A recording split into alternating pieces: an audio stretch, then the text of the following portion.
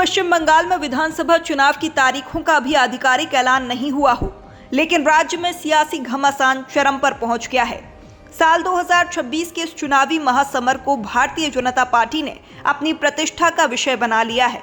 शायद यही वजह है कि अब ममता के किले को ढहाने के लिए बीजेपी ने विशेष रणनीति तैयार की है। राज्य में मुख्य विपक्षी दल की भूमिका निभा रही भाजपा इस बार सत्ता के लिए एड़ी चोटी का जोर लगा रही है। बीजेपी के चाणक्य कहे जाने वाले गृह मंत्री अमित शाह खुद इस चुनावी बिसात को बिछा रहे हैं। इसी कड़ी में पार्टी ने राज्य भर में परिवर्तन यात्रा का मेगा प्लान तैयार किया है, जिसके जरिए भाजपा हर संभव सीट तक अपनी पहुंच बनाने की तैयारी में है। पार्टी सूत्रों के अनुसार रक्षा मंत्री राजनाथ सिंह 2 मार्च को हावड़ा पहुंचेंगे, जहां वे विशाल जनसभा को संबोधित करेंगे और परिवर्तन यात्रा का विधिवत शुभारंभ करेंगे।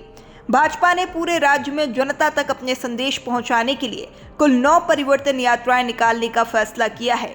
ये यात्राएं अलग अलग भौगोलिक क्षेत्र से होकर गुजरेंगी। पूरे अभियान के दौरान 60 से अधिक बड़ी जनसभाएं और 300 से ज्यादा छोटी सभाएं आयोजित की जाएंगी। भाजपा की इस चुनावी रणनीति की गंभीरता का अंदाजा इसी बात से लगाया जा सकता है कि केंद्र सरकार और संगठन के लगभग सभी बड़े चेहरे बंगाल की सड़कों पर उतरने वाले हैं। राजनाथ सिंह के अलावा गृह मंत्री अमित शाह, भाजपा अध्यक्ष नितिन नवीन, स्वास्थ्य मंत्री जेपी नड्डा, परिवहन मंत्री नितिन गडकरी और शिक्षा मंत्री धर्मेंद्र प्रधान जैसे नेता अलग अलग स्थानों पर इन यात्राओं की कमान संभालेंगे। सभी 9 परिवर्तन यात्राओं का समापन मार्च के अंत में कोलकाता में होगा। इस मौके पर ब्रिगेड परेड ग्राउंड में एक ऐतिहासिक रैली का आयोजन किया जाएगा, जिसे प्रधानमंत्री नरेंद्र मोदी संबोधित करेंगे। पार्टी इस रैली को एक बड़े शक्ति प्रदर्शन के रूप में देख रही है, जो चुनाव की घोषणा से ठीक पहले राज्य में सत्ता परिवर्तन की लहर को और तेज करेगी। गौरतलब है कि बंगाल में भाजपा को एक मजबूत शक्ति के रूप में खड़ा करने का श्रेय अमित शाह की माइक्रो प्लानिंग को दिया जाता है।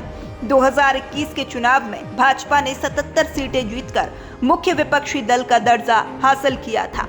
इस बार अमित शाह का लक्ष्य मिशन बंगाल को पूर्ण बहुमत के साथ अंजाम तक पहुंचाना है। चुनाव से महीनों पहले ही भाजपा ने अपना वॉर रूम सक्रिय कर दिया है। कुल मिलाकर देखा जाए तो ममता को सियासत के दंगल में टक्कर देने के लिए भाजपा ने अपनी टीम को तैयार कर लिया है। ऐसे में अब देखना होगा कि भाजपा ममता के किले को ढहाने में कितनी कामयाब होती है।